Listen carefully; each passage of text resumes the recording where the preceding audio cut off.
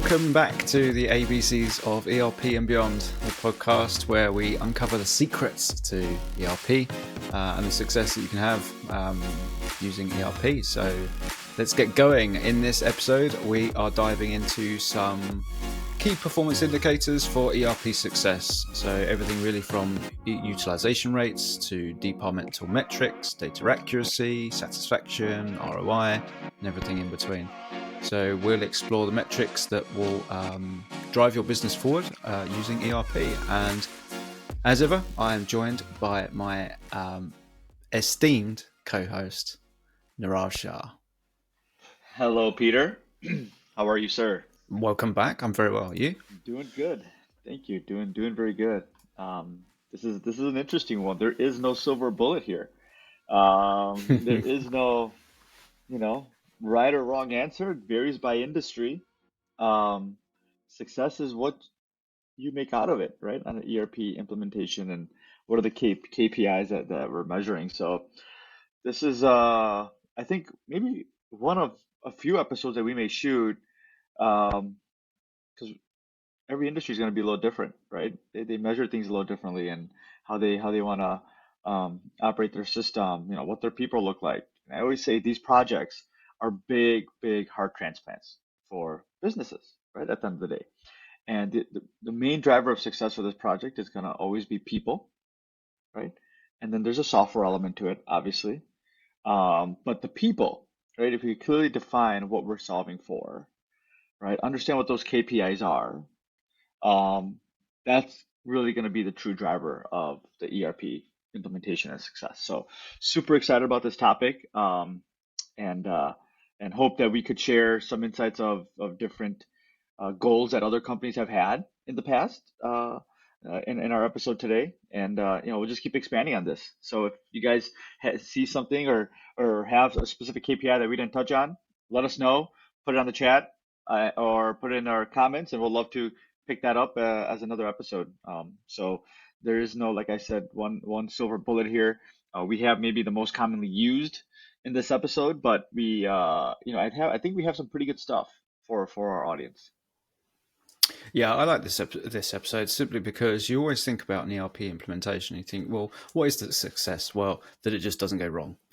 We don't It go over doesn't budget. fail. We don't go over budget. Yeah, It we doesn't don't become go over $1 million. budget and it doesn't fail. Yeah, So as long as we hit those two, then it's yeah, fine. But there's more to it than that. yeah. And it's really easy to see these kind of things, especially in technology, as, it's, the pace of technology, it'll be outdated in 12 months' time.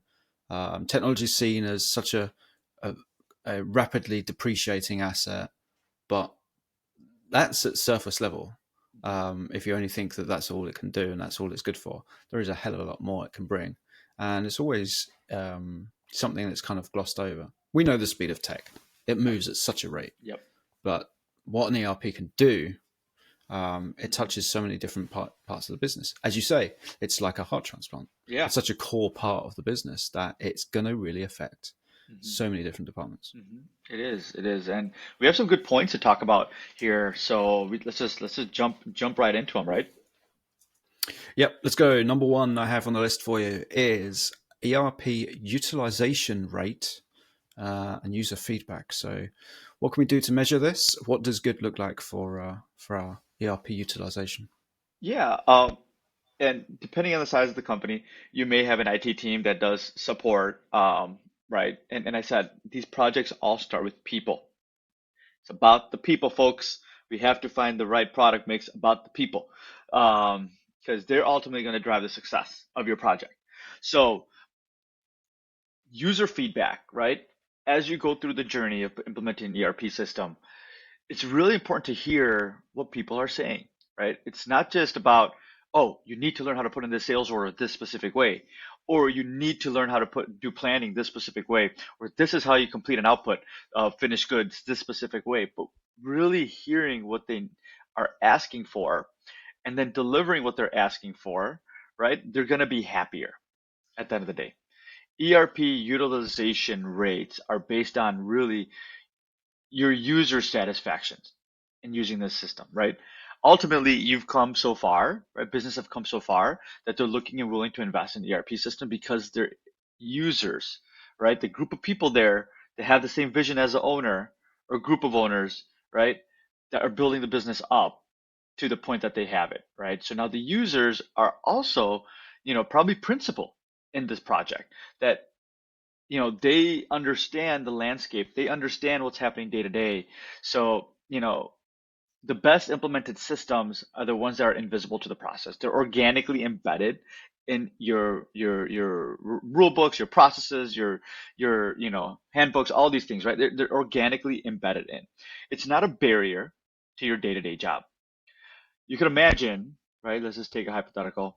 You implemented a new system, and it's taking your sales team 5 minutes to put in a sales order, and they have a stack of 100 orders that's coming in per hour. Can you imagine what that person is thinking through their head? There's some words we can't say on this podcast. Well, we So, can. I just have to mark it explicit. So yeah. you need to choose now whether I do. We'll keep them out for right Okay. now. But yeah, it's that ERP utilization rate is going to go down, right? Because they're just going to get fed up with it. It's not invisible to the process. It's a barrier for them. They're going to get so backed up. They're going to take work home. They're going to become disgruntled. They're going to get pissed, and they're going to say, "Screw this," right? And then that's going to propagate through the department, and everyone's going to feel like that, right? So it's really important to implement processes within your ERP system with their feedback, because if you could they know first what the best process that they should be following because they've been doing it for some time, right? And from an ERP perspective, there's going to be maybe you may have to do a certain just a little differently, but you have to find a common ground, right? It's just not a one-way street. To increase our ERP utilization rate, there's going to have to be a lot of compromises that happen during ERP implementation. So you need to understand, right? So it's really important for a partner that comes in and then they're starting to do their workshops and they're starting to look at all the different processes is what are you doing now? How is that done exactly the same way inside maybe Acumatica or Business Central, your ERP system, right? And how do we find a common ground and to do it efficiently, right? Now, an ERP project, you're not going to solve the world's problems. Not every department is going to feel that they're being loved. That's just an ERP implementation at the end of the day, right? You're going to make some great efficiency gains in some departments.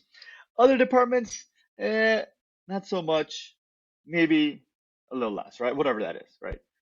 But if you understand clearly out of the gate, what are we measuring? What are we trying to solve right away with the new ERP project? That conversation alone should set the direction for all the other departments, saying that, okay, you're going to continue doing what you're doing now, guys. There's not going to be a lot of change. I understand you have this list, but we are seeing a big issue with on-time deliveries with customers. Our customers are getting mad. We have no control over when we're shipping things. We really need to focus on that. This is one of the reasons why we're getting this ERP system, right? You have to clearly communicate that across the board. So once you have a good product, you have a good process, you're implementing a good process, user feedback goes up, right? Satisfaction goes up, number of errors go down, right? That to me in my head is a high ERP utilization rate because people are actively engaged and involved in the ERP process, right? And that's what you ultimately want. You don't want people to hide away, hide under their desk when they see the ERP consultant come over. They're ready to train them on something, right? You don't want that, right? You want them to be willing and able and ready to learn new processes, to share how they're doing their things, right? Because if you could increase that ERP utilization rate, you're gonna get a higher return on investment that we're gonna talk about a little bit later on, which goes hand in hand. I think this links back to the idea and the importance of having user stories at the start of an ERP project, of going to each department and going to, okay, Mr. Account Manager, what do you need the system to do? I need to see this so I can go and do that. Or to the warehouse, I need to see this list of probably, pending dispatches, whatever it happens to be, so I can go and do this part of my job. I need it to do this for me. So then when you get to the utilization and user feedback, they're going to be measuring against what they told you. They're going to go, right, can I see this? Yes. Okay. Is it doing this for me so I can go and do that? Yep. Yes. Yep. Okay. And Hmm. it should be easily checked off if you've nailed that. It's all about nailing the brief, isn't it? Yep, it The is. this part. Yeah, exactly. And people make successful businesses. People make successful ERP implementations, right? That to me is like number one, is to ensure that, that they feel that their issues and concerns are being heard, right? And resolved to help them do their jobs better and more efficiently. So you increase that ERP utilization rate. Good. Straight on to number two.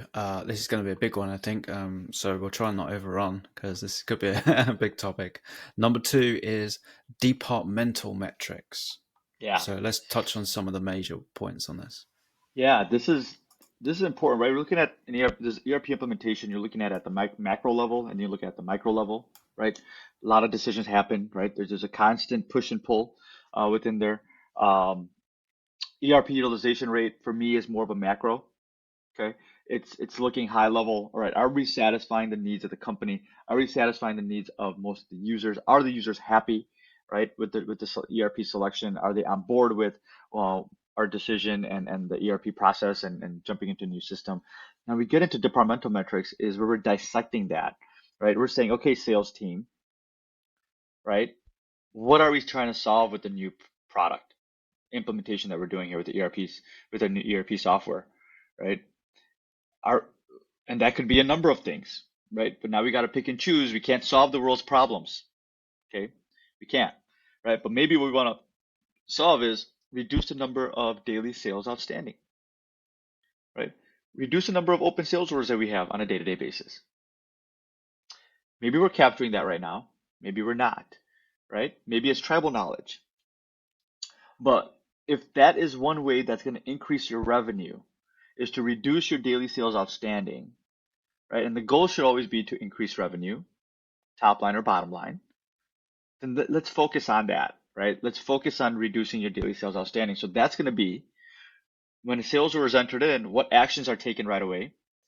How is that list being managed and monitored on open sales orders? If an order is sitting for longer than X number of days, what is the triaging method? How do we get that through, right? So it's important to understand that, right? So that's one example of a departmental metrics. That's specifically geared towards the sales order entry team department and also the sales team that they're managing this. But you need to have a good system in place. You need to have a good process in place to get to that data, right? And we'll talk about data accuracy as well here in a little bit. But if that all works, right, in harmony, the idea is that the new ERP system will give you enough visibility and real-time information to reduce that daily sales outstanding, right? And that number should increase. And if it increases, we have an issue going on with the process, right? And the lucky thing is with all these ERP systems, there's always ways to do different things in the system, right? Even though you go down the route of maybe putting in a sales order a certain way, you could actually go out and say, hey, we need to make a fine tweak, a little bit of a tweak to the sales order process because, we keep going back and have to add a specific data element in here. We keep forgetting, or it's causing our orders to become late. Well, hey, let's go back and revisit that and let's get that number down, right? Keep measuring that. Maybe you measure that through a Power BI report, right? We did an episode on that, a number of weeks back. But that's an important point there is what is going to be your departmental metrics, right? That's for daily sales outstanding. Then you could have, right, outside of that, you could have, maybe we're always late on our deliveries, right? It's not a sales order issue. Maybe it's not even a planning issue. Maybe there's an issue in manufacturing, right? But we don't know that. All we see is our customers calling and just complaining that we keep sending the orders late. We can't stick to our due dates. Or is it that sales doesn't have visibility up front to know what our true due date should be? And they're operating off of wrong lead times. Or they don't understand what our production floor looks like. Or they don't understand how much inventory we have, right? Maybe one of the other metrics that we want to hone in on is increasing our delivery performance to our customers. Okay. Then we have on the AR side, right? I mean, the AR team is involved in the ERP project, right? They want to reduce the average collection days. Maybe customers, they got an invoice for 30-day terms. They pay in 45 days and they still take the discount. How could they? Right? But if you don't have a system and you don't have data, real-time data, and you don't have a way of measuring it, you're not going to solve the problem, right? Maybe that's one thing with the new system you want to resolve. We want to reduce our collection days. Instead of 30 days or 45 days, you want them to pay in 25 days, right? So that means upfront, we need to understand, have reports set up, we need to have real-time data. Um, we have to have roles and responsibilities of people managing open AR.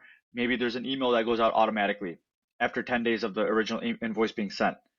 If there's no response, there's another email that goes out, and then there's a follow-up phone call. Well, then you can set up these workflows in your ERP system to automate some of that processes, right? You don't have to have somebody sending out manual emails potentially, every 10 days and managing a list. Have the system do it for you. Have the ERP system do it for you.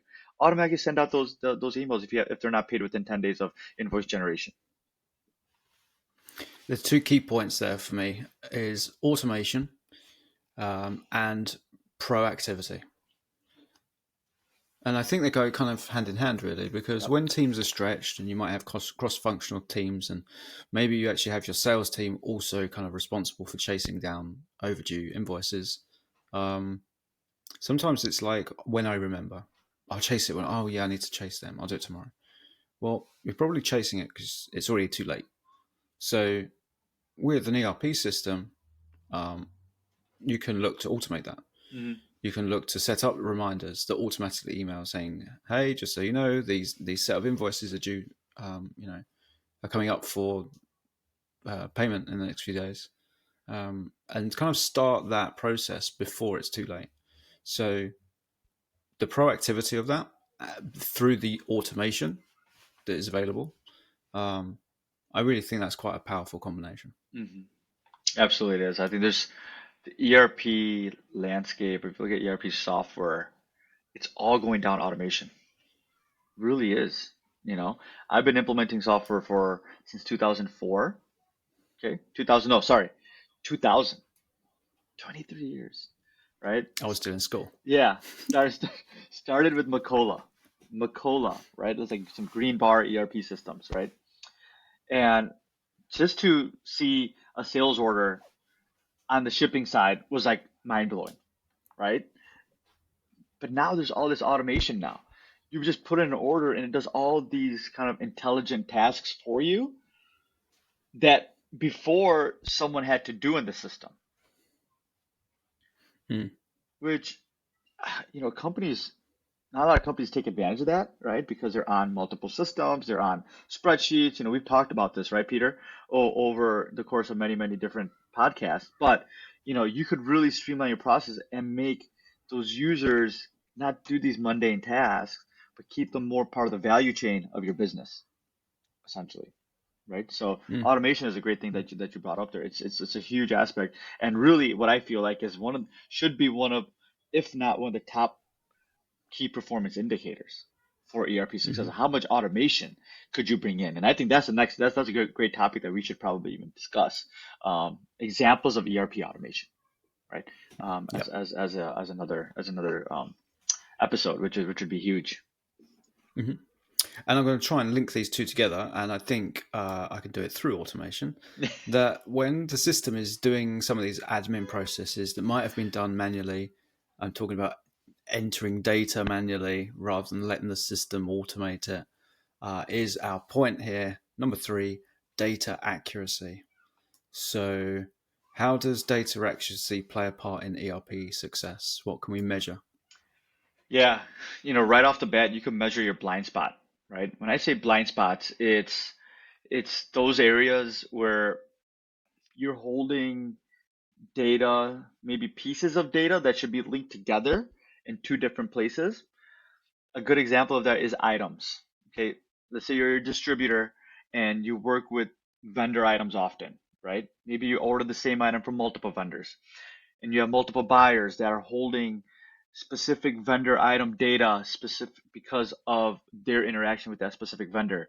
But instead of you have individual people holding that data, bring it together. Let's not have any blind spot, because what you're going to find is hey, why are we purchasing this item from this vendor for $5 or £5 more, right?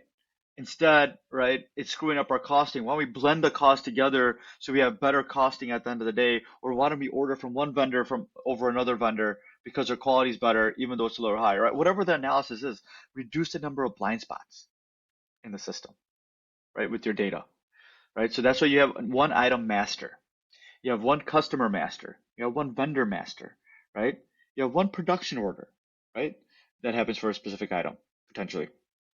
The more that information is centralized, the more everyone sees the same data, right? Working with the same data model and coming up to better conclusions when you work with the same data model, that leads to good and valuable real-time insights. I think real-time data is one of the key factors and strategic advantages for Yeah. implementing an ERP system instead of working with disconnected systems.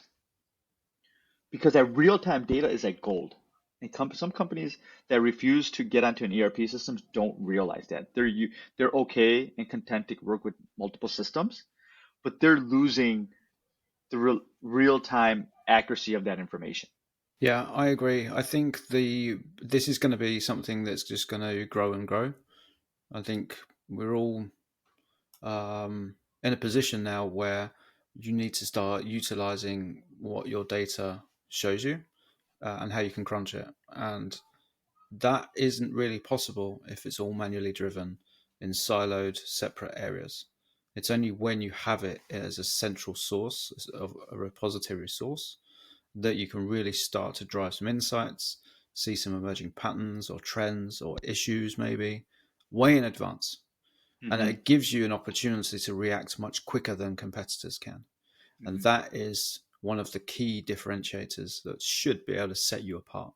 If you can react and be flexible quicker than your competitors, that's a major advantage to have. Yeah, absolutely.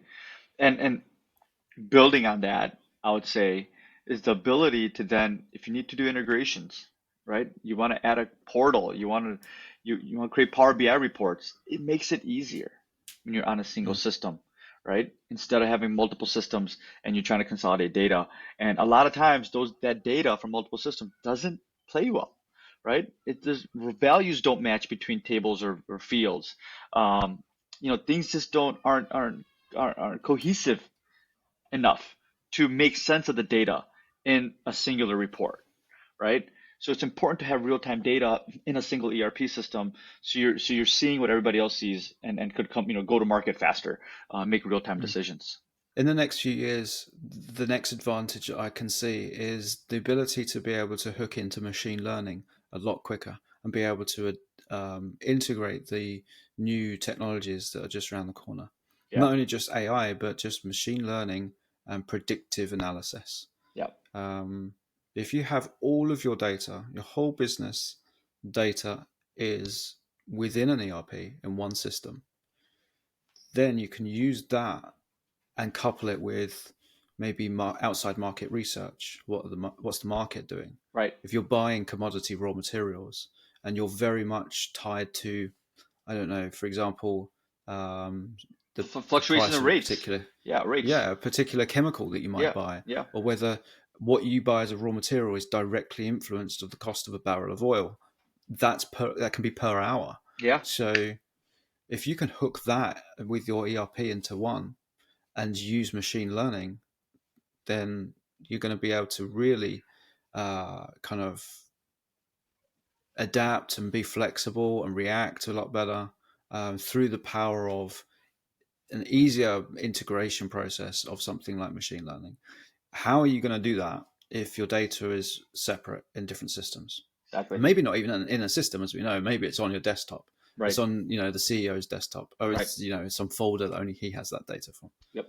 And it's probably going to be an Excel report, and 88% of his Excel reports have probably got a mistake, which Yeah. we know. Right. Yeah. Exactly. um, Exactly. One of the things I remember, I was on implementation, and it was like a father and a couple sons. They ran this business, and every time there was an order released to the manufacturing floor, so they're assembling some pipes together. All the orders had to go through the father's desk, and he had to sign the order before it went into the manufacturing site. And I was looking okay. at that, and even though the system you could set up approvals and stuff, he didn't want to let go of that control, right? He didn't want to let go of that control to sign off on these orders. Where in my head, you just brought up here, Peter, machine learning, right? When you have a single set of, and you have data in a single place and it's continuously evolving, you could take that data, basically have it learn how you're approving Mm, these different orders, right? And what is why is it a decision you're not approving something versus a decision you are approving something? And over time, it'll do that for you, right? mm, And there's probably some rules. There's a lot of software solutions like Acumatica, for example, has a really nice automation solution that you could define a bunch of different rules that are available out of the box for you for approvals. They'll basically do auto approvals for you. So nobody even has to really get on a computer to do an approval. Yeah, there's an approval request sent, but if it meets a certain criteria that the managers define, it does auto approval. Anything mm, outside of that, they get a notification that they have to approve. But things like that, that's going to continuously evolve and become a lot more better over mm, time with machine learning, is understanding how we're thinking and putting that into rules in a rules-based format through an ERP system. So then it could do a lot of this for us. And I just vividly mm. remember that example you're talking about when you said machine learning. And I was sitting there looking, and he's literally like signing a check. He's signing all these production orders while he's going, and there's like 30, 40 of them on his desk. Nice. That for me is like taking the approval process that we have now and just taking it to another level because we can have flows already that says, if a work order is over $10,000 of cost, it needs to be approved. Anything under, automatically approved. Yeah, That's a very simple right, binary yes, right, no. right. Maybe you can have like a nested decision underneath that says Sure. it can be over 10,000 as long as it's this raw material. Like you Right. can do that, but they're always still very, very primitive. Yeah, Imagine machine learning when we can feed it everything about your business and exactly. it can go, I know that you need to make this to fulfill this customer order. I already know that this customer always pays late and Yep. has had bad debt before. Yep. So even though it ticks the boxes of yes, it's under the right amount, everything else is ticked. It can spot things more than just underneath this, further than the surface, Yeah, and say no, this needs to get manually approved exactly. for these reasons. For This these. customer might not pay on time. Do Exactly. you want to? Because then it gives you the opportunity to go, this is a large order. Do Yeah. we want to get a deposit from them before we go Right. ahead with production? There you go. Bingo. You know, Yeah. that's machine learning. It can connect your AR positions, historical customer behavior, everything else, more than I think process flows of today for approvals kind Yeah. of work. Yeah. It gets rid of a lot of your blind spots, right? Mm, Because it has that deep knowledge of your data and is piecing it all together to give you more rational decisions on your information, right? Ultimately, it's all good stuff, right? Obviously, there's a lot of rules and ERP will evolve for sure to that point, but we're seeing signs of it now, right? And then those companies that don't take advantage even of an ERP system, they're not going to have this benefit, right? mm, yep. And it always comes back to how good is your data. How good's your data? Hmm. Number 4, customer satisfaction. Yeah, I think the easiest thing to do there is, send out a survey, right, to your customers, or even, you know, you record, well, how many errors do we see with your orders, right? When we're talking about customer satisfaction, we're talking about the customer, right? Not the user internally. We're talking about the customer. Are we increasing our customer satisfaction, right, with the new system that we implemented? And that's a huge KPI for a new ERP system. Because if your customer is not being serviced correctly, if you're late, you can't take in a customer order, you can't bring in proper customer pricing, your sales team does not have proper customer information, customer sales history, you're not going to be able to service that customer. You may ultimately lose that customer while implementing a new ERP system, right? So it's important to, I always say on a new implementation, when we're right about to go live, just send out a quick note to your customer saying, Mm, hey, we are implementing a new ERP system, and the system is designed to provide us, to give us better ways to service you. at the end of the day, or something along those lines. So, please bear with us as we maybe work out some initial, kinks, and they're more than willing and happy to work with you on that, right? Maybe they may get a Hmm. few invoices that they shouldn't have got, right? Maybe they're already paid, whatever the case is, right? Depending on what's being implemented. But ultimately, when the dust settles and the system's implemented and everything's kind of stabilized, that system should provide a high level of customer satisfaction. You could respond to your customer requests faster.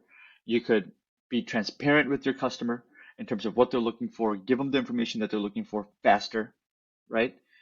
Um, and your sales team could go out and find more customers, right?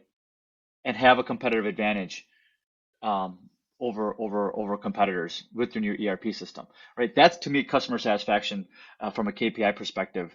That keeps these customers, happy, because if it's hard for customers to communicate with you, to send orders, to get tracking information, right, to get reliability from you, it's just a matter of time where they're going to say, well, you're now you're hurting my business because I can't be reliable to my customers, so I need to start, looking elsewhere. And we already see that with Business Central and Outlook. You can use them together, which is really cool. You get contact Yeah. insights.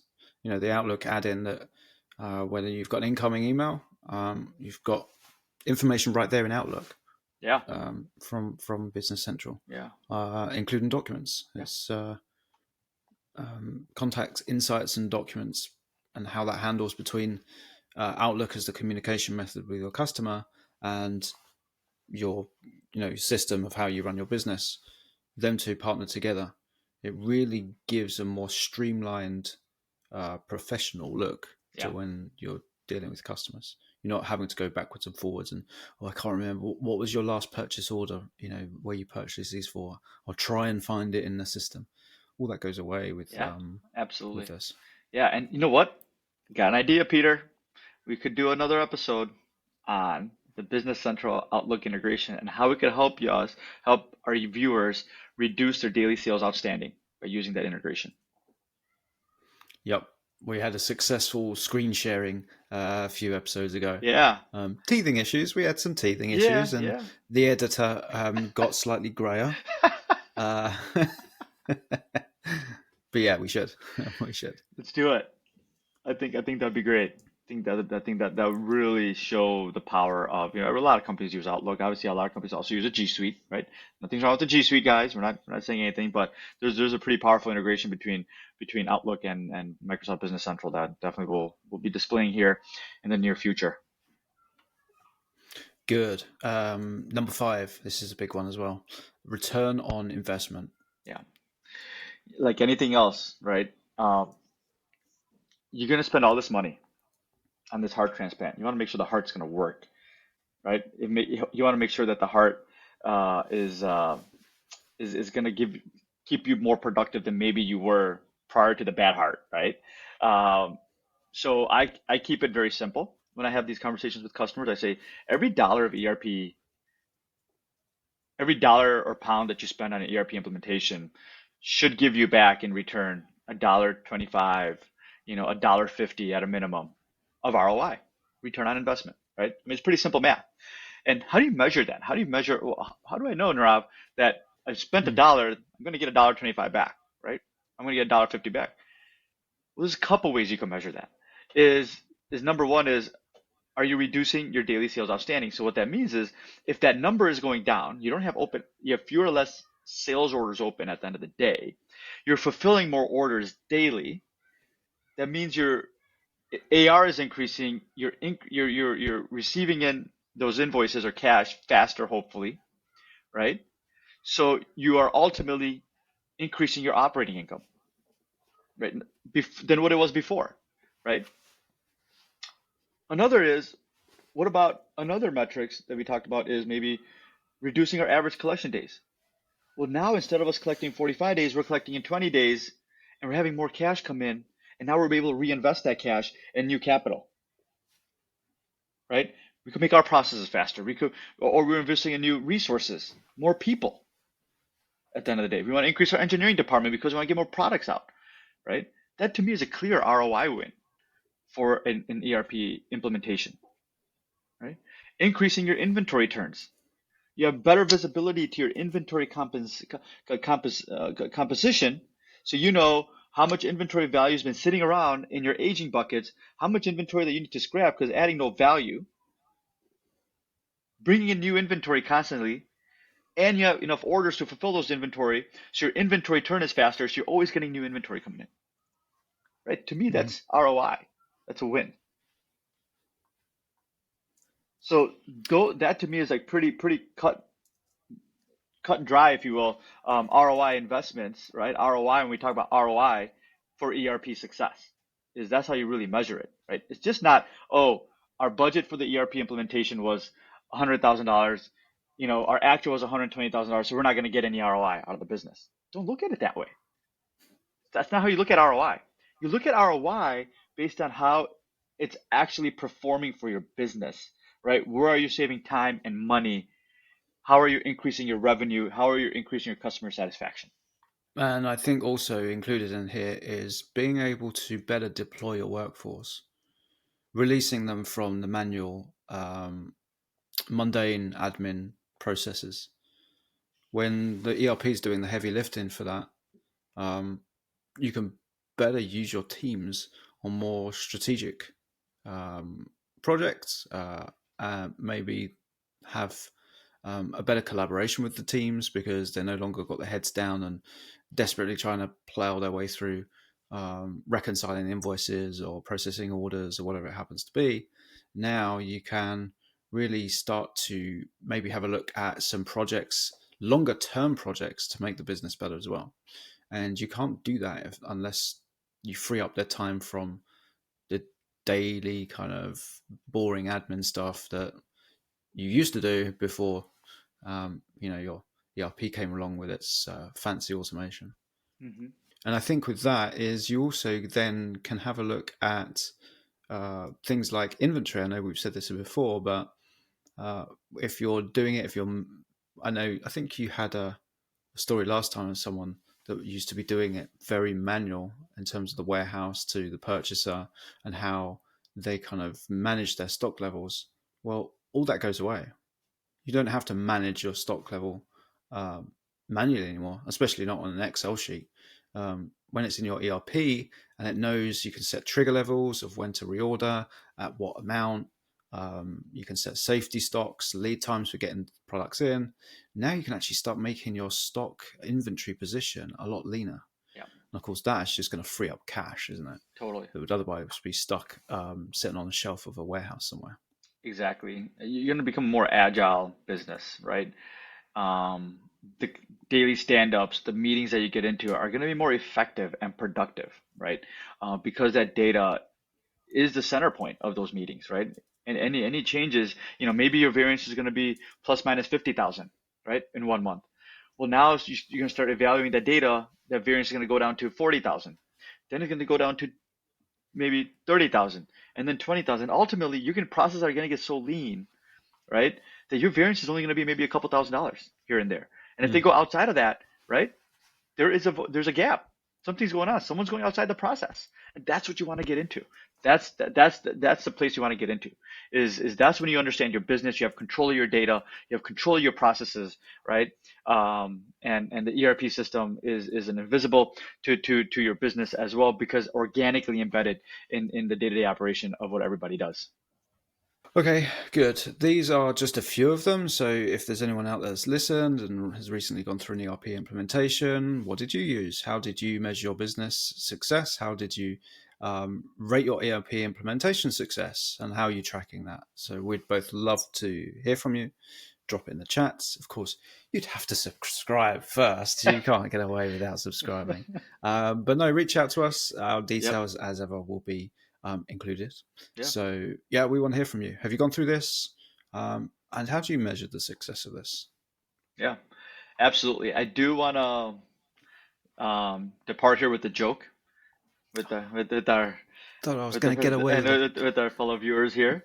Why did the company implement an ERP system? Go on. because they heard it could turn SOS, sinking operational silliness, into ROI, realistically outstanding income. Oh, do we have to credit ChatGPT with that, or is that? May have to, may have to. So when I'm speaking, are you quickly typing into ChatGPT? I needed I'm a one. podcast host. I, I need I, a joke around. I needed one. I needed one. I'm like, I could not let everybody go with that one. This episode was way too good. Uh, very good. As ever, absolute pleasure once again, Nirav. Take it easy, and I'll you. catch you on the next one. Absolutely. Take care, everybody.